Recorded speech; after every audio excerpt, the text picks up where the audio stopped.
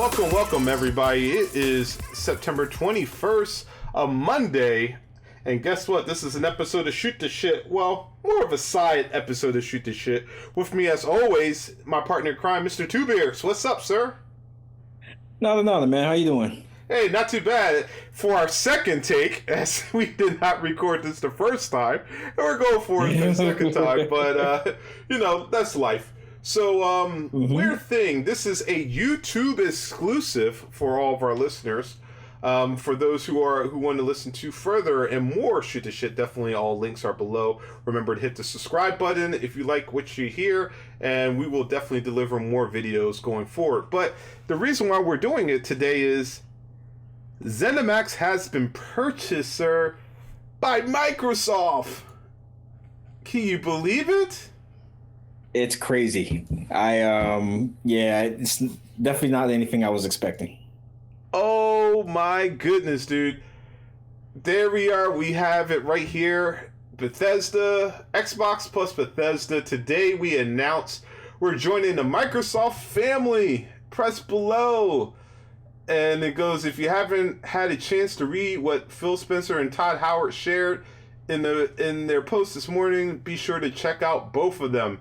That's right, folks. Bethesda is now part of the Xbox family. And for those, what it basically means is the planned acquisition includes publishing offices and development studios spanning the globe with over 2,300 employees, including Bethesda Softworks, Bethesda Game Studios, id Software, Zenimax Online Studios, Arcane, Machine Games, Tango Gameworks, Alpha Dog, and Roadhouse Studios.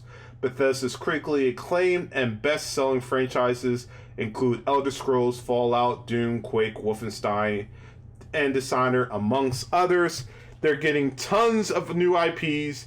They're getting tons of studios. I was pinging you like crazy this morning. You were asleep. My jaw hit the ground, Two Beers.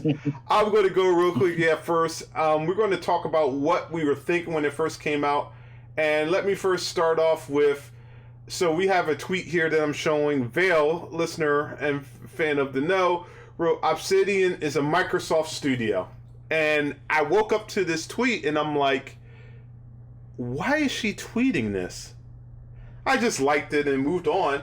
And then I scrolled down and I saw the Obsidian, the Bethesda tweet showing that they're part of the family. And I just was like, dude, this makes no sense, as you can see by the tweet below. I'm like, are they just doing the EA and are they just absorbing IPs? I'm like, guys, you have Obsidian. Why are you getting Bethesda, which is on the decline, has been for years? Why not just invest that money into like a company that's on the up and up, like Take-Two? Get Grand Theft Auto, one of the biggest games out there. Invest your money in that. Or invest your money in CD Projekt Red. You know, they're coming out right now with Cyberpunk, which is going to probably be one of the biggest games of this year. It'll probably be game of the year. Dude, it's going to be freaking amazing. Put your money into that. Why are you doing this? But that was my mindset when I first saw this. What was yours, sir? Absolutely the same. I was like, man, that's I was like, why did you swallow that poison pill, Microsoft? Like all these other studios you could have made a bid for. Of course, the first thing that comes to your mind is a Fallout series, especially Fallout 76 with all the misses that it's been doing. And then you start thinking about like how they haven't updated any of the Elder Scrolls engines and ages and how it's really showing its age. But then my brain clicked and I was like, wait a minute. And then I started thinking about all these other studios and IPs they're getting as well.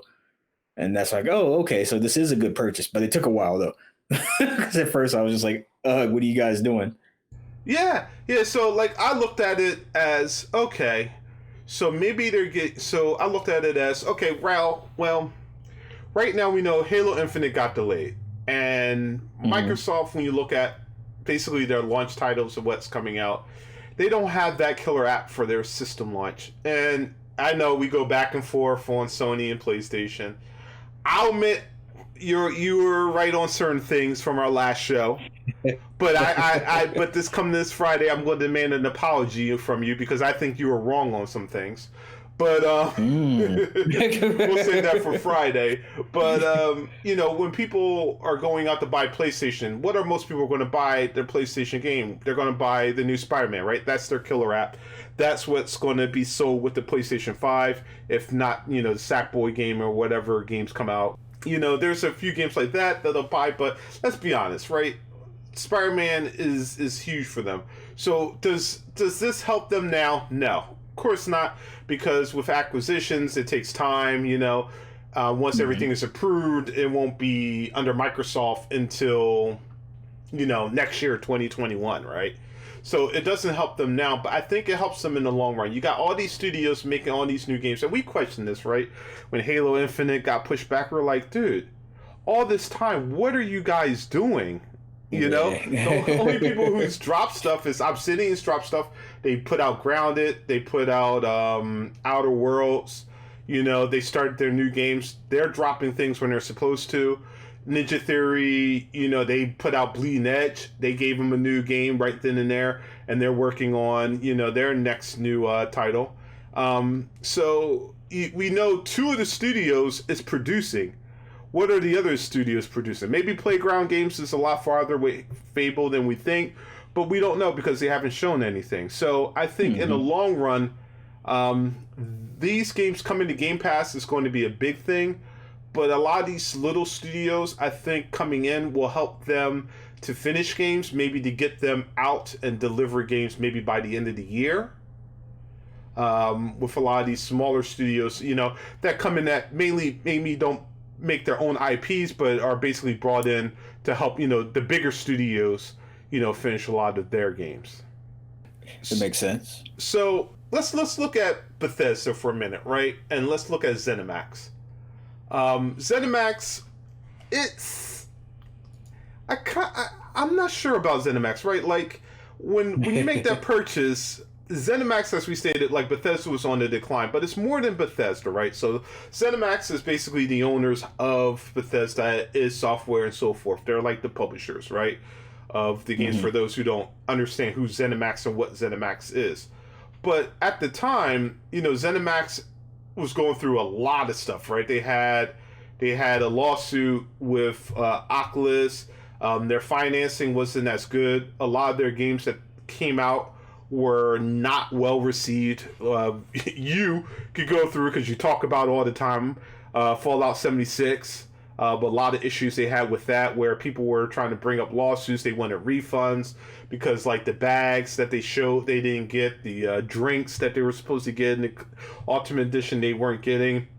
A lot of the stuff they said they were getting in the servers on release they weren't getting.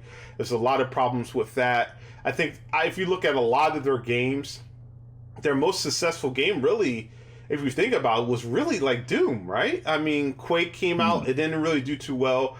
Rage, I think, did okay, but it didn't sell as well as the original Rage.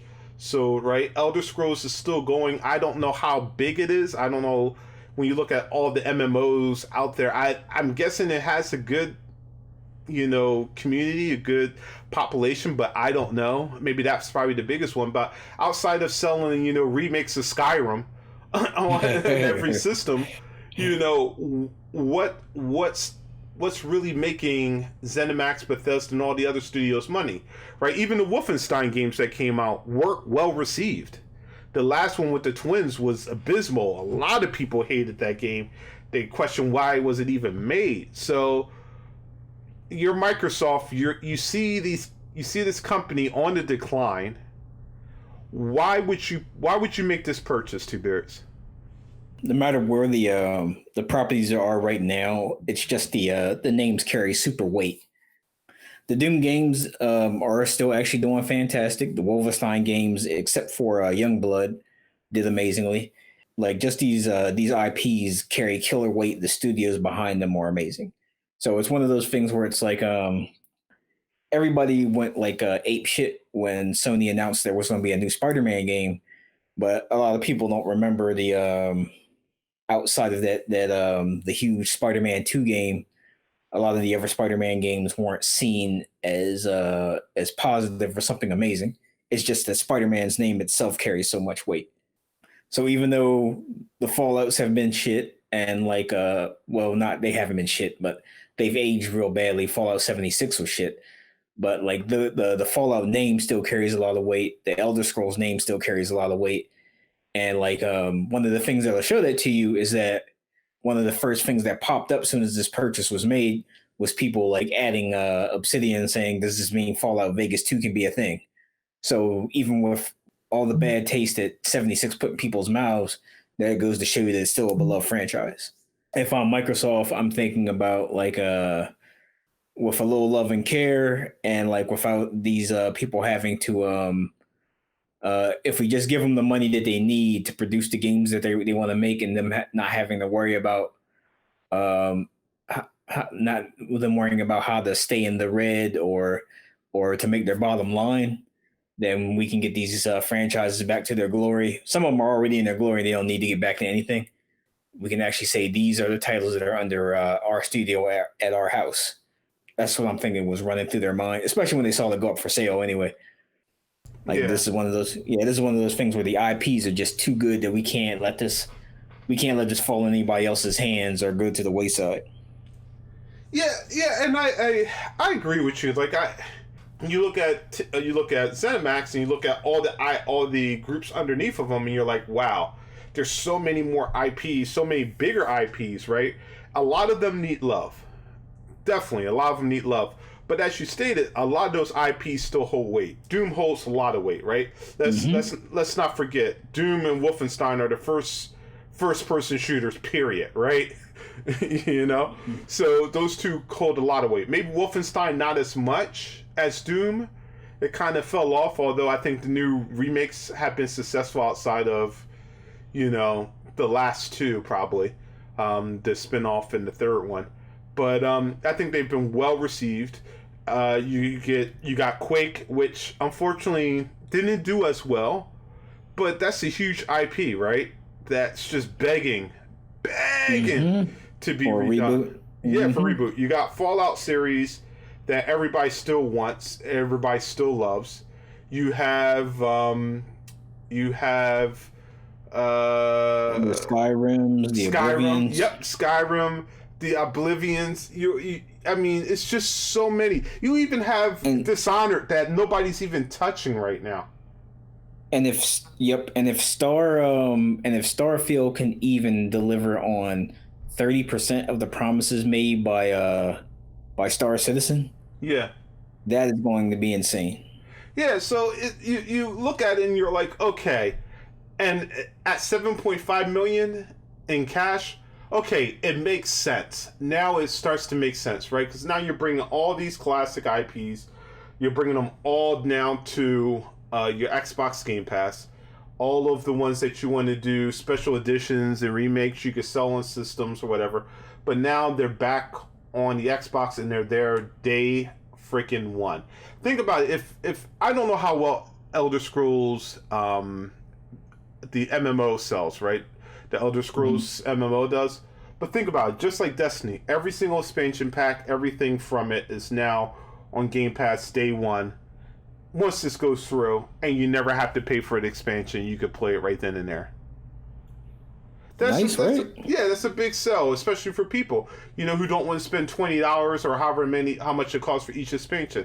So it's a big thing, and I think when you look at it, I think the sale itself was a smart play by Microsoft. I was looking at it more from a development side, but I think with what you get out of it, it's a smart play.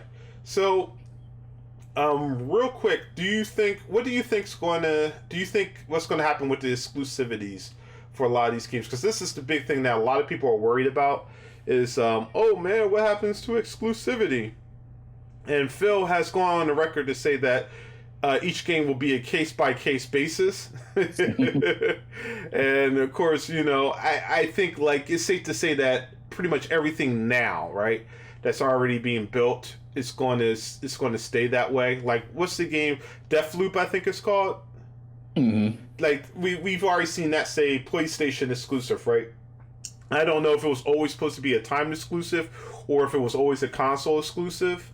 I don't know what the deals was with that, but Microsoft will now own the IP when it goes through. So how does that work? Like, does it now, like with exclusivity, does it always stay on PlayStation, or does it come to the Xbox? Like, how does that work? What do you think is going to happen with exclusivity now that this is starting to go through, if it finalizes, of course? As far as games like Deathloop, games like that, Phil said they'll honor the contracts made before the acquisition, and then after that they'll just be available everywhere. Mm-hmm. I think just like how Outer Worlds, the first one is available everywhere, and the DLC for the first one is available everywhere. It'll be like that, and then the second game forward may just end up only being on Xbox Series and PC. As far as the case by case basis, I think games that lend themselves out to be multi-platform type games, like your Elder Scrolls Online, or games that are huge multiplayer wise, I think those games will continue to come out on every system. And I think even some of the smaller bite size games will come out on every system. Like they've had like a lot of success with having Cuphead and Ori come out on multiple systems. Okay. So I think they'll continue to do that. Like if Deathloop is like a really small game, then you may continue to see the sequels in the future of that game on other franchise on other systems. But I think as they look to have, I think that some big monsters like Starfield and stuff they're going to keep for themselves, because I know they'll be cutting themselves off from potential revenue, but at the same time, branding it's all about branding. And I think when they may want some games that when you think about that game, you want to make it synonymous with their system. So it's whenever Nintendo launches, you automatically know you're going to get a Mario or a Zelda, like their household names, and right off the bat, you're thinking, okay, here comes a new Mario or a Zelda. Or when a PlayStation game launches, you're thinking of your Naughty Dog games or your God of Wars. Even if they're cutting revenue off from themselves, how crazy would it be if you're like, okay, time for a next generation, or wait, if somebody says the name Doom or Fallout, you think Microsoft now instead of Bethesda. Yeah. So I think they're going to at least save some of those big names for just some of those big IPs just for themselves. Okay. And just to let you know real quickly, as being reported from Games Radar, it states as reported from Jason Schreier on Twitter, Phil Spencer told Bloomberg that Xbox plans to honor the PlayStation 5 exclusivity commitment for both games, so Deathloop and Ghostwire Tokyo, and will release future Bethesda published games on Xbox, PC, and other consoles on case-by-case basis. So, yep. And I believe both of those games are timed exclusives, so they're not for, just for that system. They are timed exclusives, so they will honor both of them. I think, so when I look at these things, right, so I wonder, like, so will Outer Limits 2 be only Xbox, or will it only be all systems, like, right? Because I think it's on the Switch, or at least it was supposed to come to the Switch, and then I think it's on everything else. I'm not sure, right? So I think that will tell us how they'll handle a lot of their games. To me, I believe that if it's a big game, like for instance Elder Scrolls or Fallout, I think they're going to treat it the same way they treat Minecraft, right? And I think that Microsoft itself will open it up to everybody, right? So they'll say, yeah, go ahead and put it, if you guys have the time, you guys, want to put it on the PlayStation, and Sony wants to pay us to make a PlayStation version of this game, then sure, we'll do it. We'll sell the game, right? And I think the main reason why, and I know people are like, Con, why would you want to do that?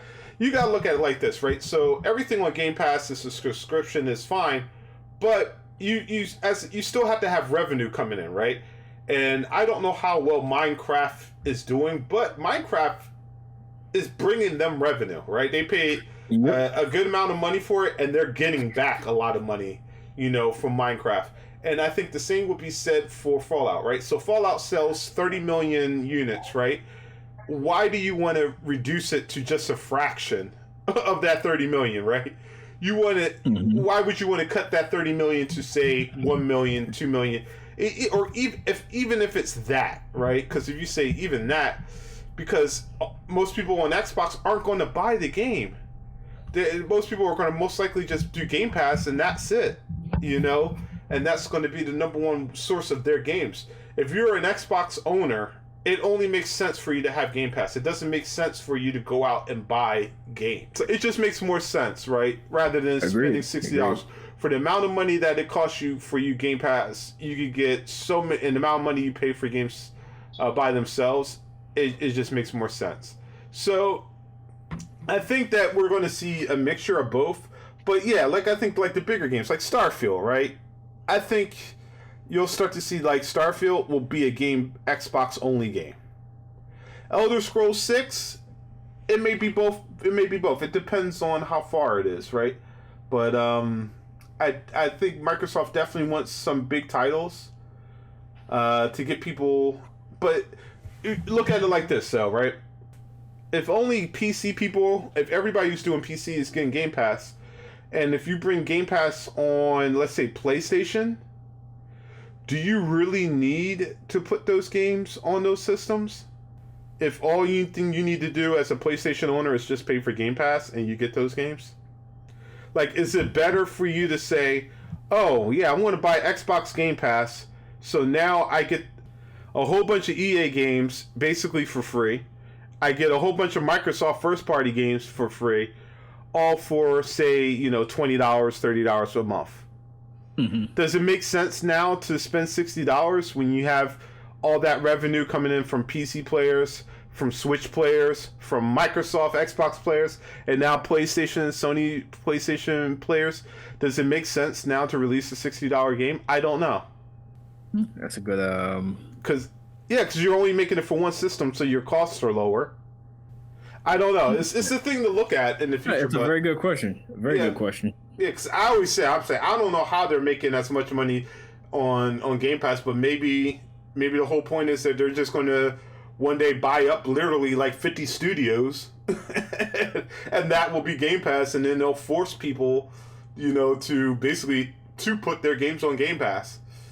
It'll be such a high incentive because their market share will be so high that people will want to do it. So let's look at two more things before we shut this sucker down. I want you to look at what is the ideal ending from this partnership with Microsoft. What do you want to see out of Bethesda, right? Because we've seen a lot of partnerships before, right? So we had Rare with Microsoft, and even though that was back in the 360 days, it didn't turn out so well. They put out a lot of titles that weren't well received. A lot of the old Rare people have left. Rare is still around in name only, but it looks like the Rare that they're building, it's not doing a bad job, right? Sea of Thieves is like they're one of their first big titles. It actually feels like it's Rare again. Yeah, they're starting to start to pull out a little bit of something. But we've seen a lot of companies like EA, who does have a good track record for studios, but we've seen EA, butcher some companies when they pick up. We've seen Activision do the same. But for the most part, at least for a lot of Microsoft, under the new Microsoft, I'll say in the Phil Spencer era of Microsoft, it seems like they're doing a little bit better in terms of how they treat their their first party studios. So what do you want to see from your idea? What do you want to see from Bethesda, ID, all the studios under Microsoft now? I want to see Bethesda make the games that they want to make without having to worry about adding microtransactions, monetization, so on and so forth, to keep the boat up. So can you explain what you mean by that real quick? If you look at like Bethesda's made a lot of weird like decisions over the past few years, like taking something that was beloved in the community, like Bethesda's mods. Like everybody loves things like the Macho Man dragon and Skyrim and stuff like that, and all of a sudden saying you can still have the mods, but we're going to make it that it's going to be part of a store where you have to buy authorized mods, and that ended up being like a shit show, and that failed. And they tried to bring it back again, and it still was not liked by people. But I think things like that and the subscription service to making Fallout 76 and 6 a subscription service after people already and the threw battle down $60 pass. and a battle pass after people threw down $60 in the battle pass for the game. I think those sort of things is just showing that that they were bleeding money on making these games and they're trying to find a way to keep the ship afloat. So I'm hoping now those sort of things go away and the devs can work on the games they want to make, maybe fix some of those legacy bugs, maybe maybe now they can move the game to a new system because they don't have to worry about maybe they can move the system over to Unreal 4, Unreal 5 now because they don't have to worry about saving every little penny and dime. And the rest of the studios are already making amazing stuff, so they just keep on making amazing stuff like they are. I would even though a lot of people are now starting to like they're starting to get a little antsy with all the acquisitions that Microsoft is making. But I would like to see, I think if Microsoft can get a big Japanese studio or at least a partnership with a big Japanese studio, I think they're sitting on easy street from that point. Like they'll finally have all the chips in play that they need. Yeah, yeah. And I know we talked before, and you were talking about before that Microsoft now owns like pretty much a lot of the Western studio RPGs. It would be nice if they actually did get a couple of Japanese RPGs, Japanese companies. Like, I hate to say because people, I know I can already hear people saying, "Dude, Con, don't wish that on us," and most of them are Sony fanboys. But like, if you were to accompany or buy Square Enix, actually, they're no longer Squaresoft. That was way back in the day. How do you think people would take if Microsoft bought, say, Square Enix? Oh, they would be angry. Oh, yeah. People would probably do dumb stuff like throwing their Final Fantasy art books in the trash, lighting them on fire, and like posting it on Twitter and stuff like that. Yeah, it would be. People would be very, very angry if that sort of acquisition took place. Okay. Yeah, I'm like, to be honest with you, like I'm very like I don't know. A lot of people are thinking that Sony's gonna make a big acquisition now, but I don't think they got the pockets for it at the moment. Yeah. I think I don't think it'll be worth it for Sony right now, especially with them taking a loss supposedly with all these systems. And I don't know. I think if you look at it, I think the $400 system allows them to break even. So I'm curious. I'm very curious. A lot of people say that Square Enix is worth about $2 billion. Yeah. $2 billion is not bad. You get a lot of good stuff with it. I know. All right. So what I would like to let's not talk about because I know I can hear people already getting upset. So real quickly, I think from what I want to see from them is this. I don't know if a lot of what Todd Howard's trying to do, because I remember when they first announced like Fallout 76, they were like, "Oh, the engine is new and all this other stuff," but you looked at it and you're like, "Dude, this is the same engine that you've been doing since like the mid 2000s, man. This engine hasn't changed." So I don't know if that was something from Zenimax where they weren't getting the financing from Zenimax for it. I don't know what behind the scene was causing a lot of it, but they're talking about how now for Elder Scrolls 6 they're overhauling the whole engine. I want to see them do a brand new engine. I don't know if Slipspace is the engine that they need to get. I don't know. Seeing how Halo Infinite's been, I don't know even that's the engine. Maybe they bought this game so they can move Halo to the Doom engine. Maybe, I don't know, but like I would like to see them make a whole new engine. I want to see Fallout and all their old games reach just what put they it used on to Unreal reach. 4, Unreal 5, man. Call it a day. Yeah, but even with Epic Unreal, game engine is like you got to pay for Unreal though. I mean, Yeah, they but own that's the Epic. thing. Like, yeah, you got to pay you got to pay up to you have to pay up to 5% after you make your first million.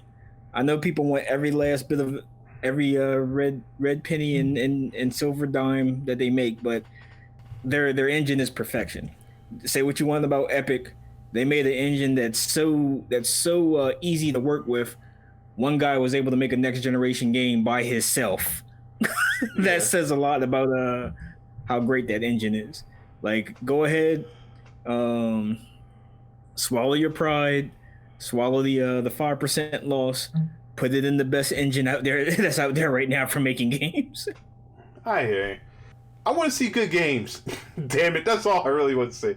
I want to see Pretty Microsoft much. actually start pulling out games, man. I'm tired of all these game studios buying studios, and only two of the damn studios actually put out games.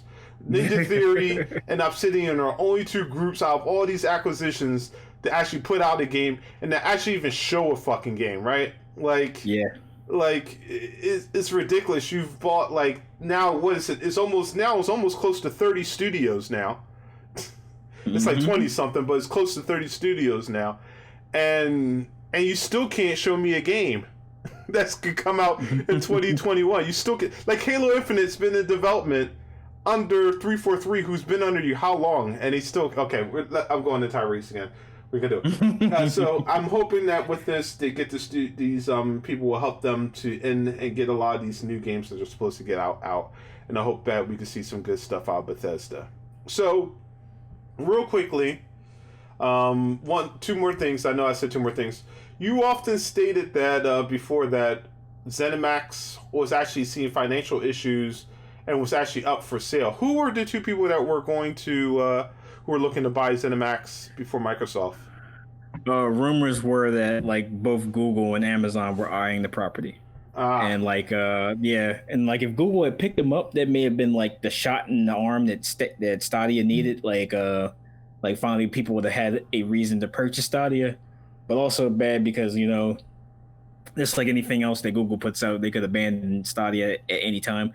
I still think they're going to abandon Stadia at any time. Yeah. And also like missed a bullet because all Amazon has been doing is cannibalizing their studios. Every time they buy a studio, they just they get them and then they absorb them into Amazon Game Studios, Santa Clara or whatever, and then they put out a game that no one plays and it usually winds up just dying.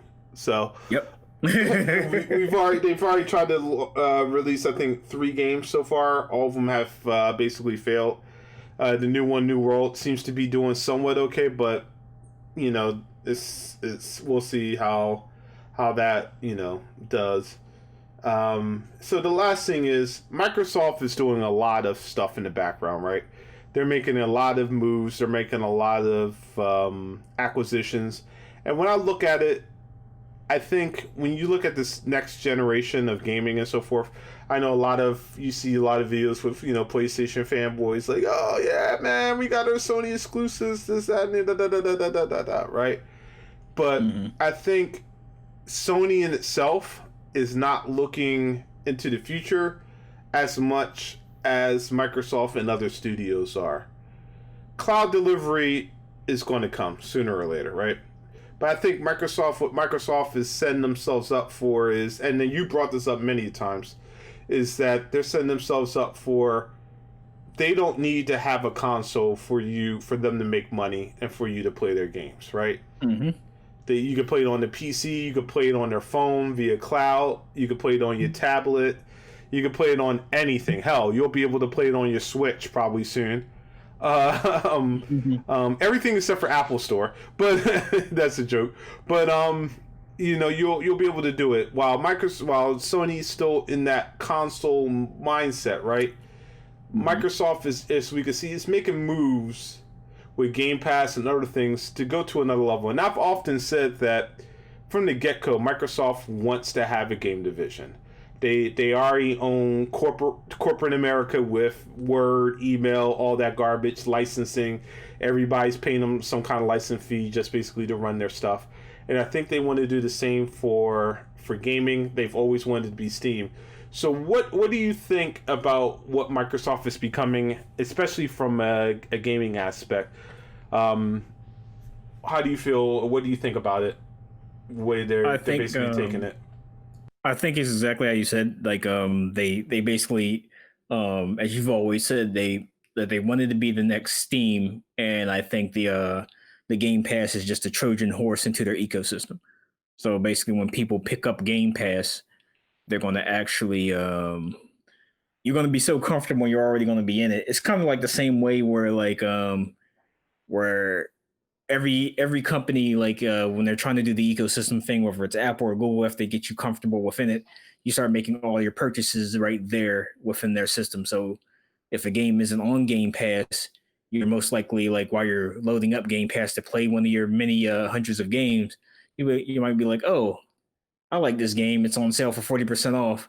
I might as well go ahead and buy it instead of like I'm going to leave out of the Microsoft. I'm going to leave off the Microsoft store, go into Steam and buy the same game that's already sitting there in front of me while I'm loading up Game Pass to play a game. Yep. So I think that's a thing. And I think as far as the consoles go, I think at this point they're just entry points.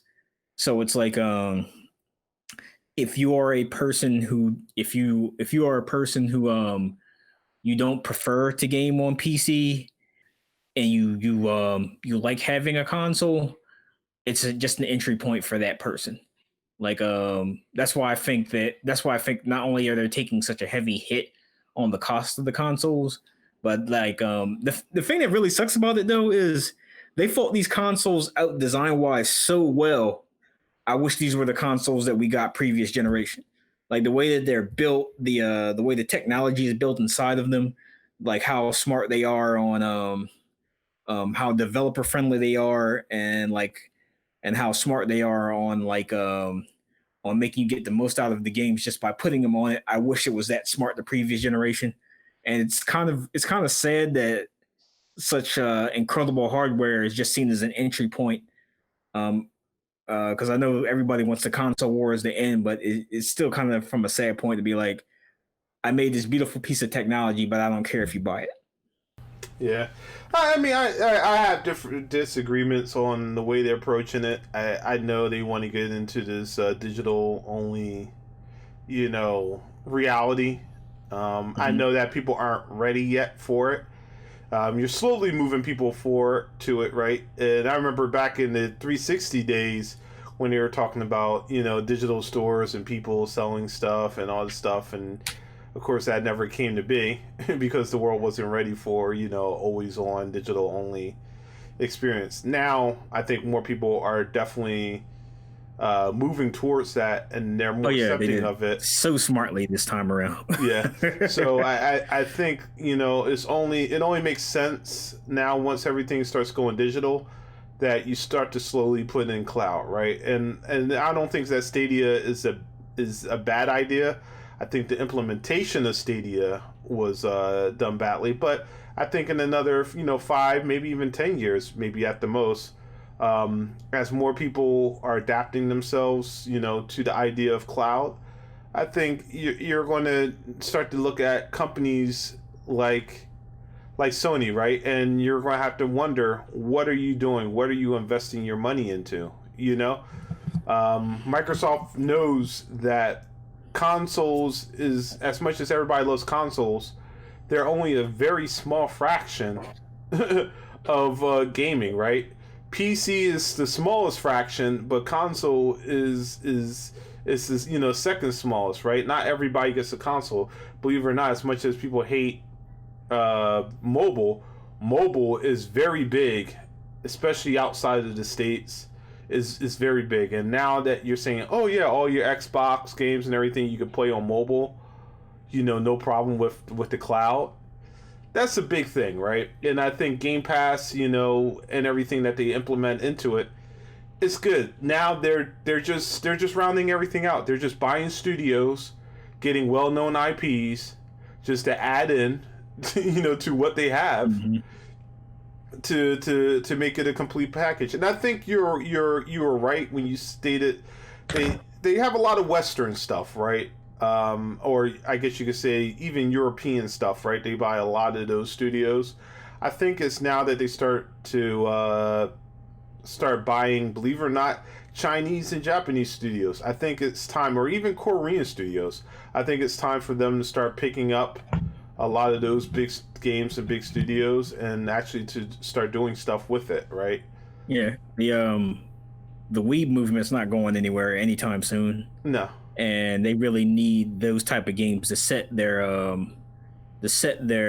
to basically not start making everything that Microsoft puts out look the same.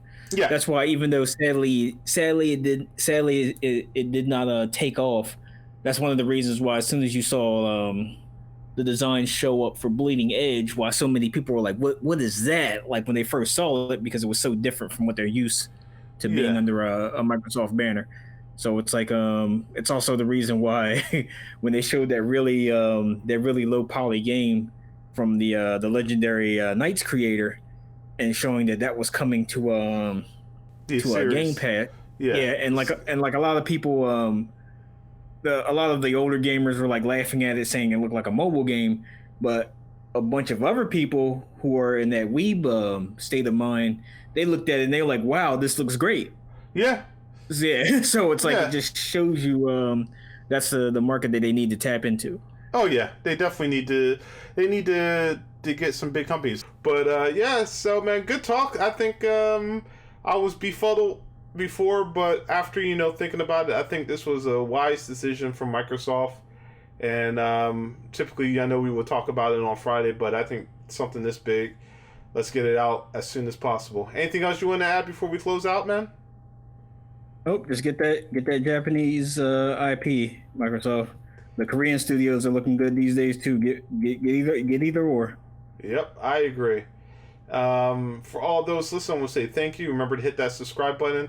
And for Shoot the Shit, we record every Friday on twitch.tv/ARNGM, twitch.tv/ARNGM. Come by, say hello, be part of the show. Until then, folks, remember, shoot the shit, don't be shit. Peace out, everybody. Peace out, everybody. We'll see you Friday. See you Friday.